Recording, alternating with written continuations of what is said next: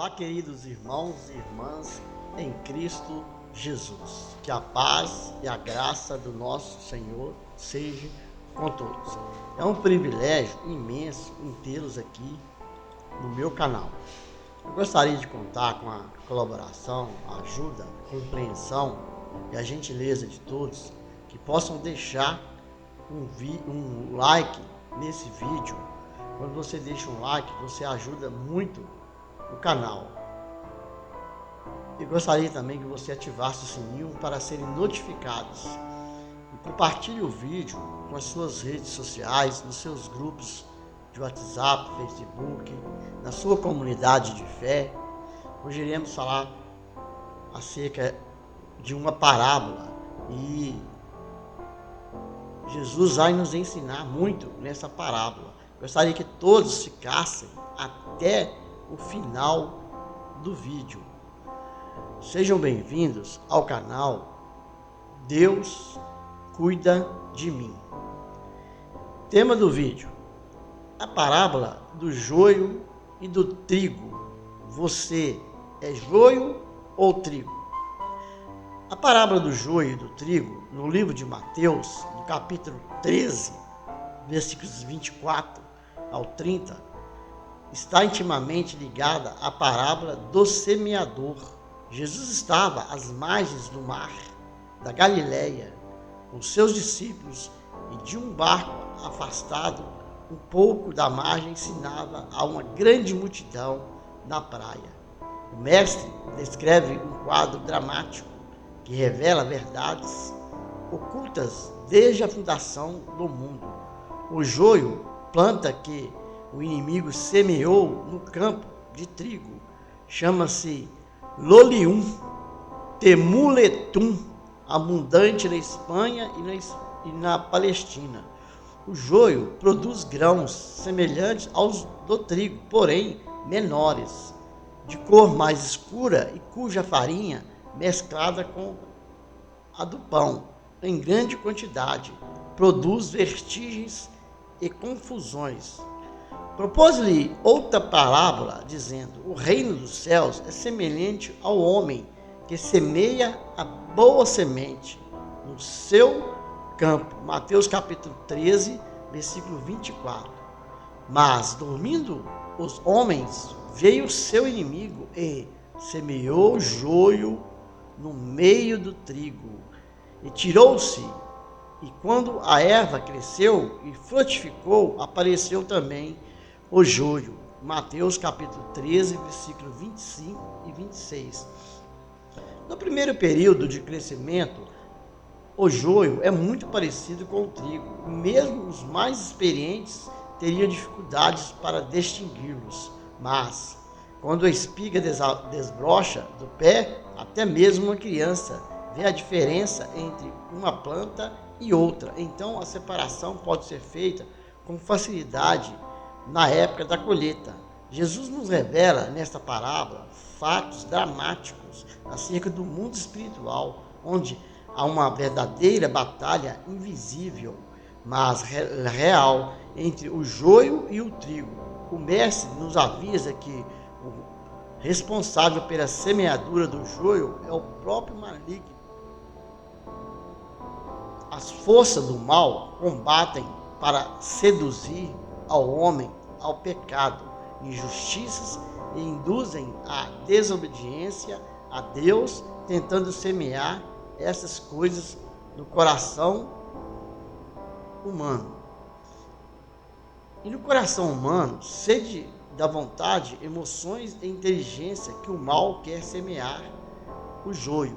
Uma das razões pelo qual Salomão já nos avisa desde muito tempo de tudo que deves guardar, guarda o seu coração. Sobre tudo o que se deve guardar, guarda o teu coração, porque dele procedem as fontes da vida. Provérbios, capítulo 4, versículo 23. Jesus, em sua explicação da parábola do joio e do trigo, afirma que a boa semente é o trigo.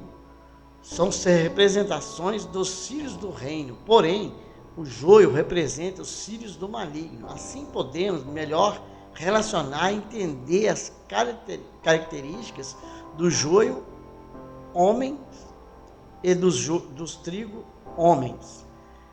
E ele respondendo, disse-lhes: o que semeia a boa semente é o filho do homem. O campo é o mundo, e a boa semente são os filhos do reino, e o joio são os filhos do maligno. Mateus capítulo 13, dos versículos 37 e 38. O inimigo que o semeou é o diabo, e a ceifa é o fim do mundo, e os ceifeiros são os anjos. Mateus capítulo 13, versículo 39. A parábola do joio e do trigo também ilustra um padrão de intolerância religiosa que existia em Israel. A tendência natural dos trabalhadores do campo era arrancar o joio, limpando o campo de trigo, mas seria impossível fazer isso sem que se prejudicasse o trigo também. Jesus não queria que a intolerância religiosa das autoridades de Jerusalém fosse inserida entre os seus discípulos, mas o mestre deu a boa ordem. E os servos lhe disseram: queres, pois, que vamos arrancá-lo? Não, para que, ao colher o joio, não arranques também o trigo com ele. O mestre nos mostra: não nos cabe julgar quem é trigo, homem, e quem é joio, homem, muito menos separá-los antes da colheita. Isso cabe ao dono da fazenda, o Senhor. A separação é uma tarefa divina. A vida dos trigo homens tem que ser protegida a todo custo. Característica do joio homem. Sem dúvida, o poder do joio homens está nas imagens. Eles meio que praticam um estelionato espiritual de aparências. O joio aparece ser trigo, mas não é. O joio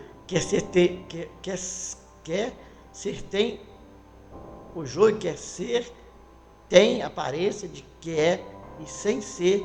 Por isso o joio homem se preocupa demasiadamente com a sua imagem e reputação. O joio é moralista, religioso, judicioso, preso ao pé da letra da lei meticulosa, em busca dos erros dos homens. O joio é politicamente correto, se escandaliza com qualquer pecado alheio, sem misericórdia, cheio de aparência do que é ético, do que é justo, e se gloria nisso, e se autoafirma para todo mundo saber da sua pseudo-santidade, mas interiormente ele nada tem de fato de santidade. Seu coração está cheio de perversidade, engano nas escondidas. Quando ninguém está vendo, ele faz tudo que condena nos outros. Ele é um santo na igreja, mas em casa, cheio de arrogância, trata mal a esposa, não dá atenção aos filhos, é negligente com os pais, não ajuda os seus irmãos, é mau vizinho, mau funcionário na empresa, mas enxerga defeitos em toda a sua volta. E ninguém pode reclamar dele. Sua imagem não pode ser arrancada. Afinal, ele vive dela, ele vive de aparência. Um exemplo era o campo de Israel, uma nação que veio da boa semente da fé, mas tornou-se em joio religioso, liderada pela aparente santa imagem dos fariseus e demais doutores da lei.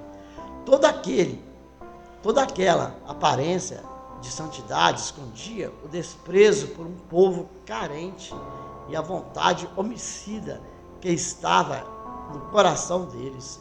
Vós tendes por pai o diabo, e quereis satisfazer os desejos de vosso pai? Ele foi homicida desde o princípio e não se firmou na verdade, porque não há verdade nele. Quando ele prefere mentira, fala do que ele é próprio, porque é mentiroso, é pai da mentira. João capítulo 8, versículo 44. E os fariseus achavam que eram eles quem tinham o poder de separar o joio do trigo. E acreditaram tanto nisso que por final se tornaram em joio e foram rejeitados por Deus. Características de trigo, homem. A A característica principal do trigo é ser, em essência, o trigo.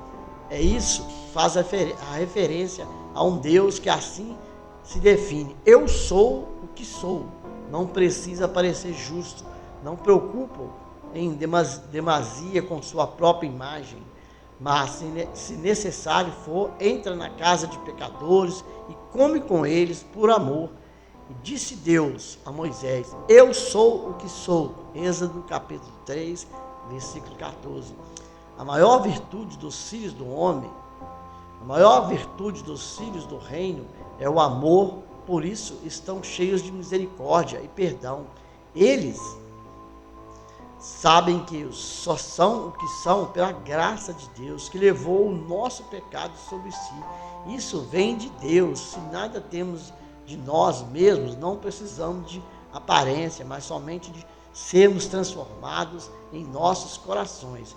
Mas Deus prova o seu tão grande amor por todos os seres humanos, que manda não arrancar o joio, acreditando que isto é um mistério, pois no mundo vegetal, joio é joio e trigo é trigo. Porém, no mundo espiritual, tudo pode ser transformado, até o joio. Para os homens, impossível, mas para Deus, tudo é possível. Deus pode transformar o joio em trigo e usá-lo poderosamente na sua obra. Por isso, não devemos cessar de orar pelos homens, mas entregá-los nas mãos do Pai com súplicas de perdão. Eu abençoo a todos com a bênção do Senhor, em o nome de Jesus. Amém, amém, graças a Deus.